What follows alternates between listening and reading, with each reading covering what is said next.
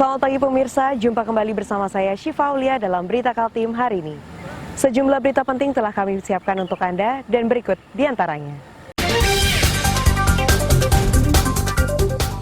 Banjir usai diguyur hujan terjadi di beberapa kawasan di Samarinda.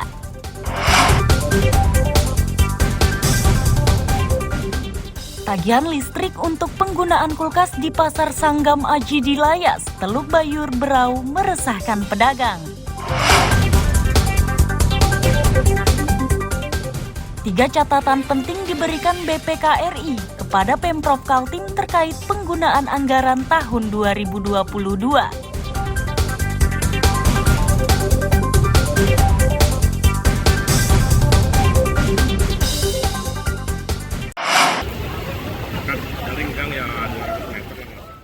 Banjir berarus deras ini terjadi di Simpang Alaya, Samarinda, Selasa sore.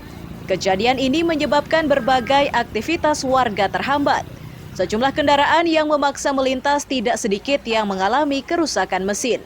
Sementara warga lainnya memaksa melintas dengan berjalan kaki. Warga menyatakan banjir di kawasan ini sudah menjadi langganan saat musim hujan. Mereka tidak mengetahui penyebabnya, namun dampak banjir amat meresahkan.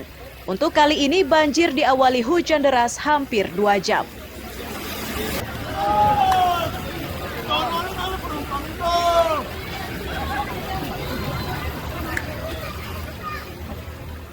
Apa sering memang ini banjir? Sering sudah. Kalau misalnya hujan, apakah selalu banjir begini, Pak? Banjir. Tapi ini apakah terparah atau bagaimana? Enggak, ada yang lebih parah sih. Ada lagi yang berparah. Tapi menurut Bapak ini banjirnya cukup dalam. Dalam. Sedalam apa nih, Pak? Parah juga ini. Ini tadi rencana mau dari mana ke mana ini?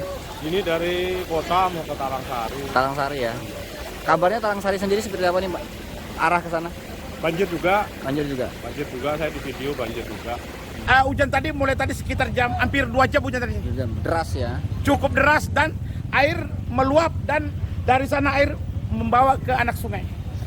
Yang satu dikarenakan hujan deras, yang kedua limpahan dari gunung-gunung ini. Gunung kita tidak usah sebutkan lagi, itu tambang jelas sudah. Jelas ya. Artinya limpasan-limpasan yang dari ke jalan malah. Siap. Ini sampai mana ini banjirnya? Sampai ke terminal Sepinggang. Terminal Empake sana. Terminal Empake itu sudah Sepinggang. Banjir sepanjang Selasa sore terjadi di belasan titik. Jalan DI Panjaitan merupakan kawasan penting karena akses utama keluar masuk Samarinda sekaligus arah ke Bandara APT Pranoto. Amir Hamzah dan tim liputan melaporkan dari Samarinda.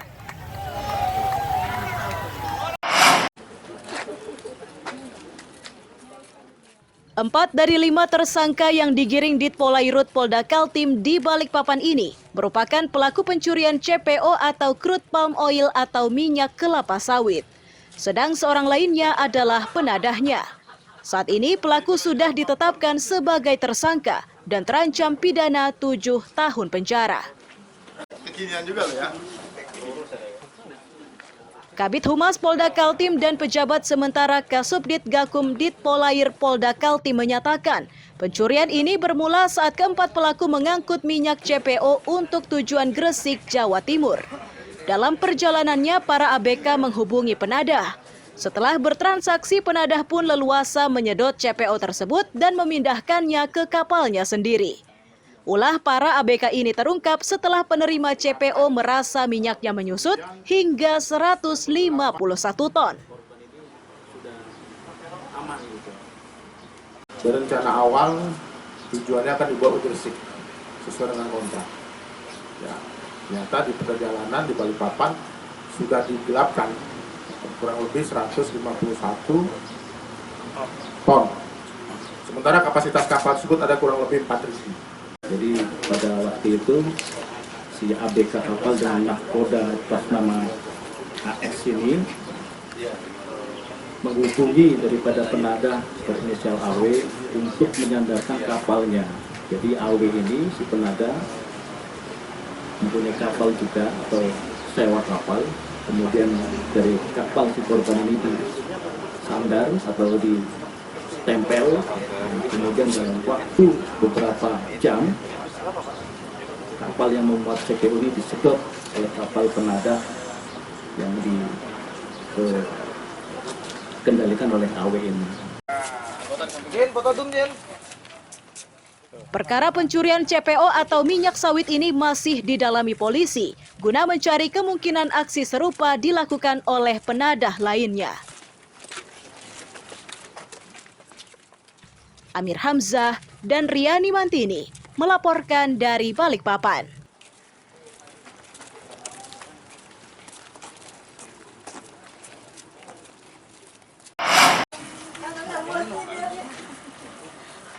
Dua dari 4 wanita pengedar kosmetik ilegal ini diringkus Subdit Gakum Ditpolairut Polda Kaltim di Pelabuhan Samarinda.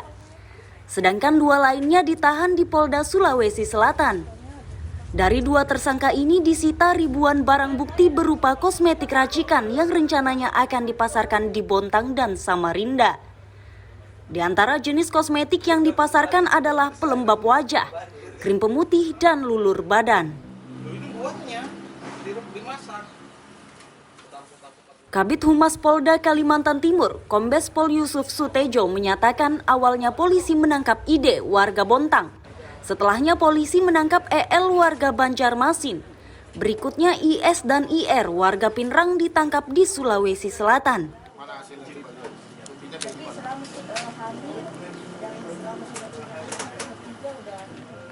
Yang bersangkutan ini memasukkan barang kosmetik tanpa izin. Setelah kita mematangkan informasi, tim dari Sintel Subdit Gakum Polair Polda Kaltim melakukan upaya pengintaian dan akhirnya berhasil mengamankan. Pada saat itu mengamankan 2 orang pelaku di sana.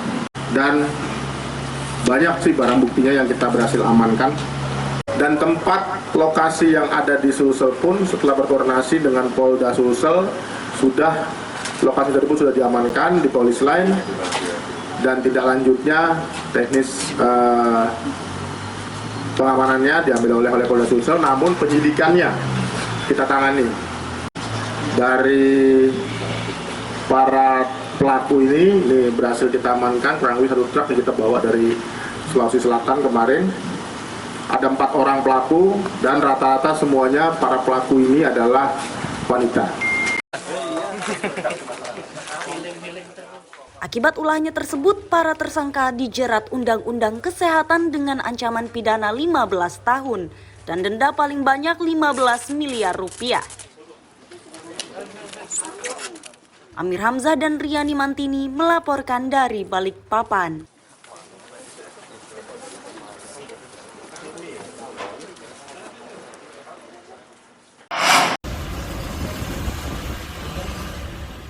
Uang tunai, ponsel, catatan transaksi togel atau toto gelap ini disita polisi dari tangan 3 bandar togel di Samarinda yang masing-masing bernama Puji, As'ad, dan Sahrul. Kapolresta Samarinda Kombes Pol Arif Fadli menyatakan aktivitas ini sudah dikerjakan selama setahun. Modus pelaku yakni dengan memanfaatkan 2 situs judi internet. Selanjutnya perjudian ini ditawarkan ke warga melalui media sosial. Ya, cara mencari orangnya sudah berjalan 1 tahun, dan ini untuk modus operandinya yaitu menjual toto gelap melalui media online yang dilakukan dengan menggunakan situs atau website Kaskus Toto dan Sakura Toto. Setiap hari rata-rata hampir 6 juta rupiah yang didapatkan. Ada yang mengirim lewat nomor handphone, ada juga yang datang. Setiap hari itu dari hasil setoran tersebut sekitar berkisar 20-28% merupakan bagian dari pengopol ini, 500 sampai 700 ribu rupiah. Pelaku yang sudah ditetapkan sebagai tersangka ini dijerat pasal 303 KUHP dengan ancaman pidana 10 tahun penjara. Amir Hamzah dan tim liputan melaporkan dari Samarinda.